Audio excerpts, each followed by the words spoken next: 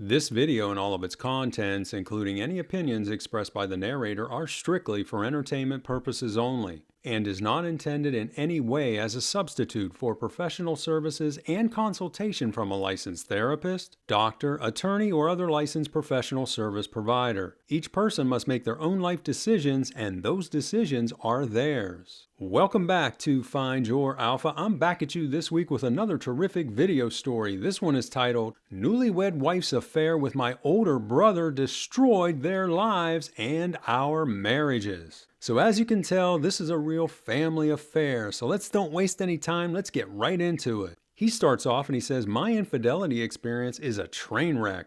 But in the process, the lives of the cheaters were destroyed, so it may give some satisfaction to those who've been betrayed. In 2015, so he's going back a long way here, I received my BA degree and was lucky enough to land a job near my hometown. The following summer, I married my high school sweetheart, Mia, he says that's a fake name, when we were both 23. We had known each other since kindergarten and unofficially became a couple since the 9th grade. We got a little apartment and our parents, along with my brother Lucas and his wife Trish, helped us fix up and furnish it. My parents are great people, the absolute best, salt of the earth type.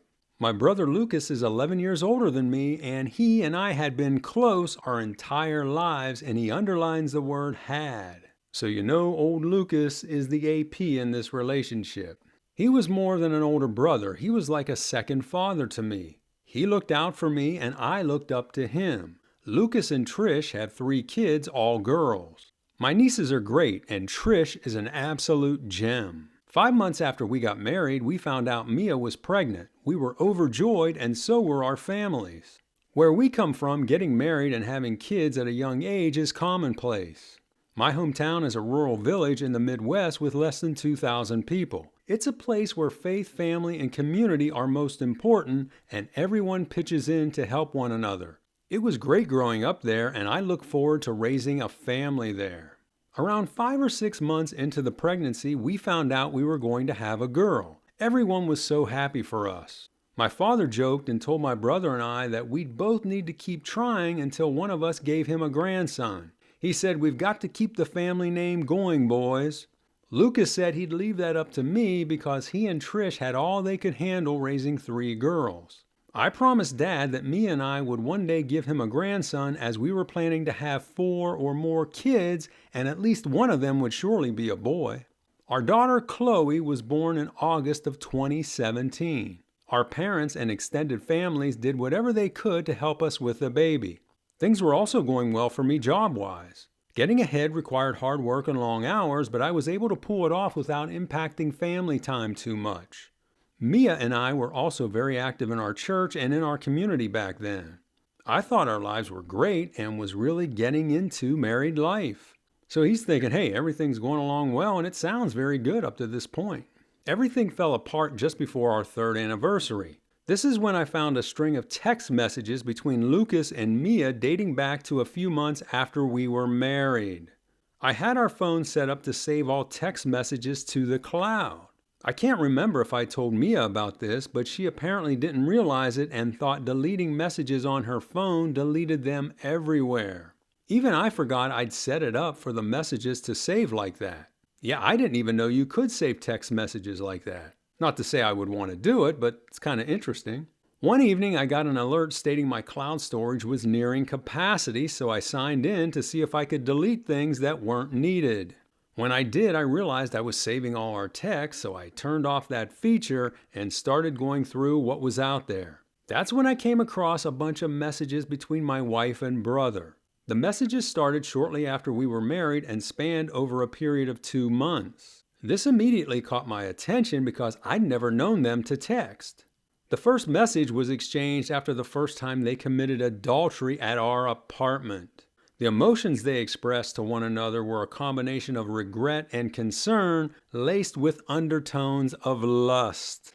They were saying what they did was wrong and terrible while at the same time saying how great it was. So they weren't regretting it too much if they were saying how great it was.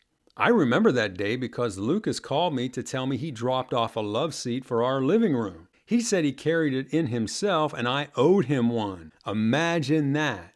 Based on their text, they kept the affair going for about 7 weeks, with Lucas sneaking over whenever I was at work and Trish was off doing something.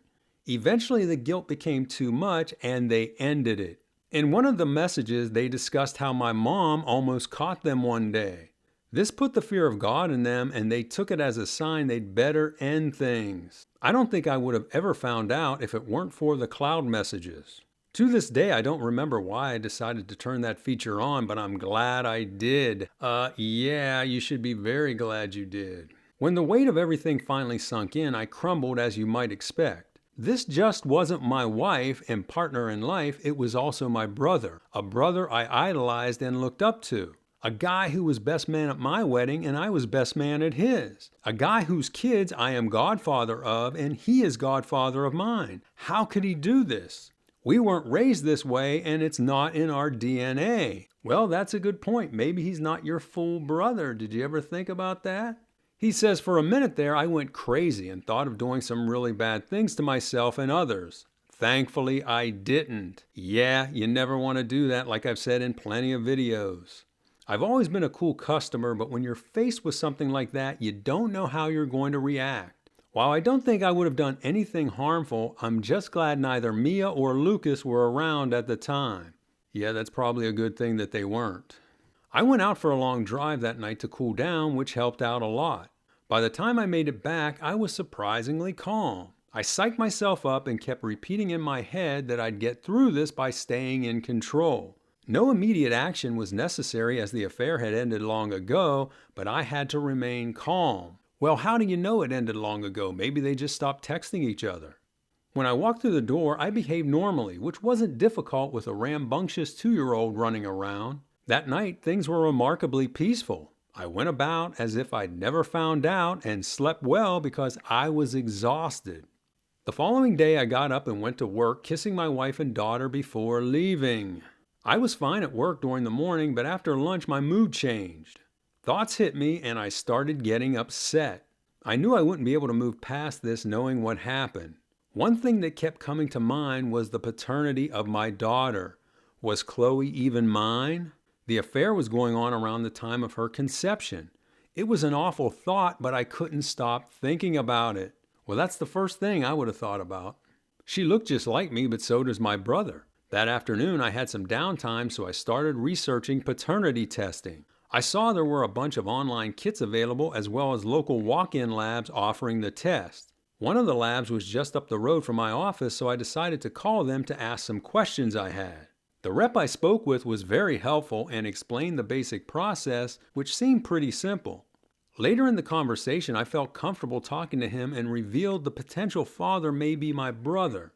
With that knowledge, the rep advised me that determining paternity between full brothers is a little more complicated and likely would require more involved testing. That's interesting. I guess that's because brothers have pretty close to identical DNA. He told me in situations like this, they ideally prefer getting samples from both brothers and even the mother in order to reach a conclusive result. He said the mother sample wasn't absolutely necessary, but it does help in making the results more conclusive. It sounded complex, but I understood what he was saying at a high level. Before hanging up, he pointed me to a website that explained what he told me in greater detail. After reading through everything, I started getting more upset. I knew I had to confirm the paternity or I'd never be able to live with myself, but I needed Lucas to do it. For the next few nights, I tried acting normal, but Mia sensed something was off.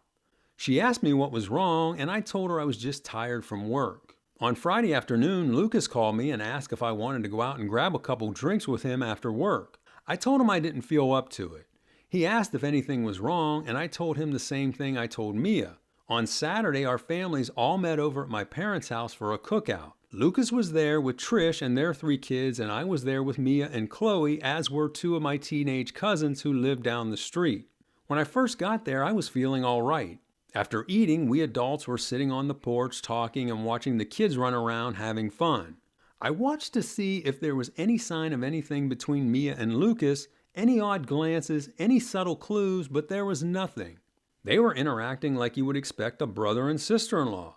Mia spent most of the time talking with Trish about various things.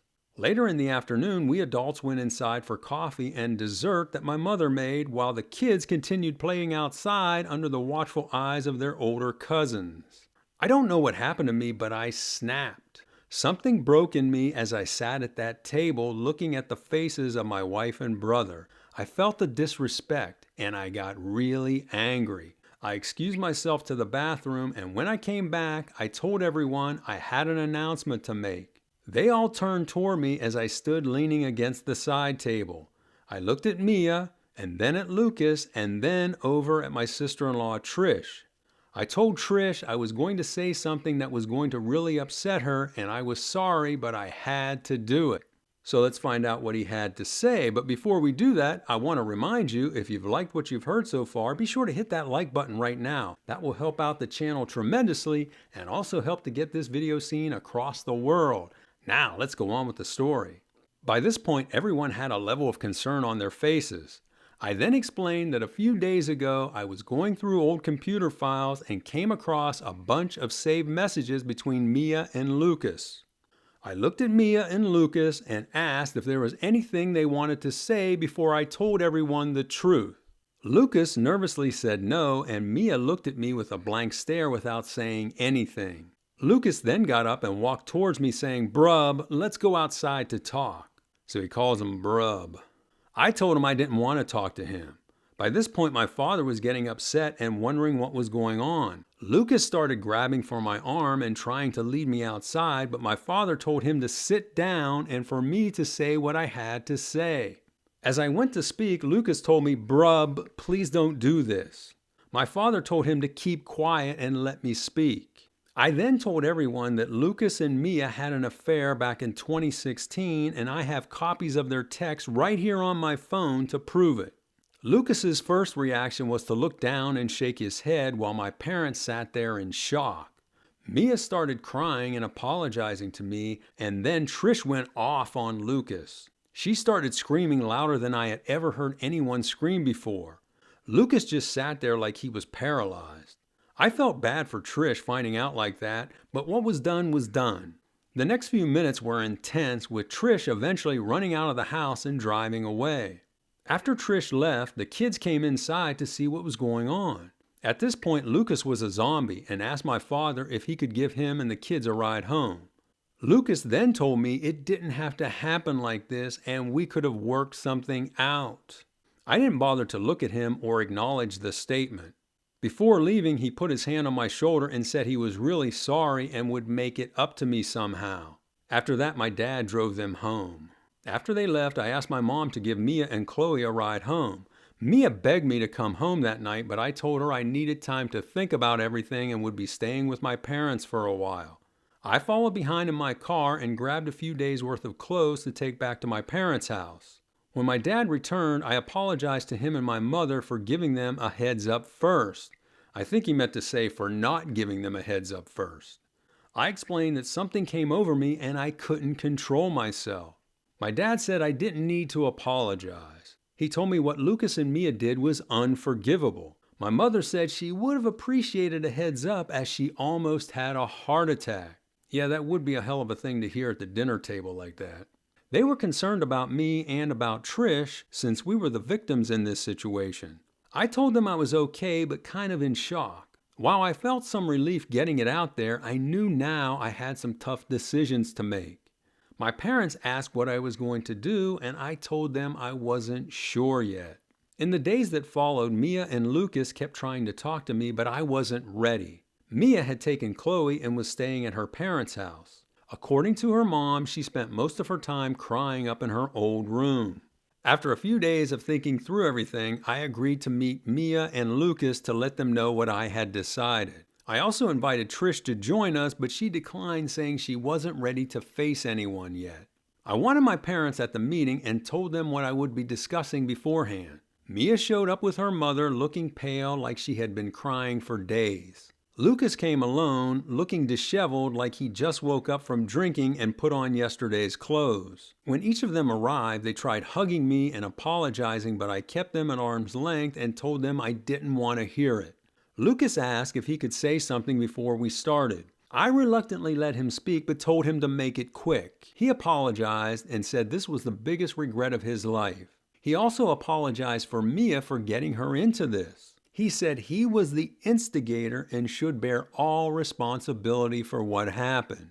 Well, that was big of him, but guess what? It takes two to tango, and she was an adult. He swore that the affair only went on a few weeks, and since then, he and Mia have never exchanged a message or held a private conversation. Does anybody believe that? The OP says, I believe this to be true, but didn't accept his apology. Since I allowed him to speak, I asked Mia if she wanted to say something. All she said was she was sorry, choking back tears. Now it was my turn to speak. I looked at Mia and Lucas and told them I wanted a paternity test done on Chloe and they'd both need to participate. Neither of them were expecting this and their faces went blank. Mia begged me not to do this and told me I was Chloe's father. I told her I hoped I was, and if I was, I'd be willing to try to make our marriage work.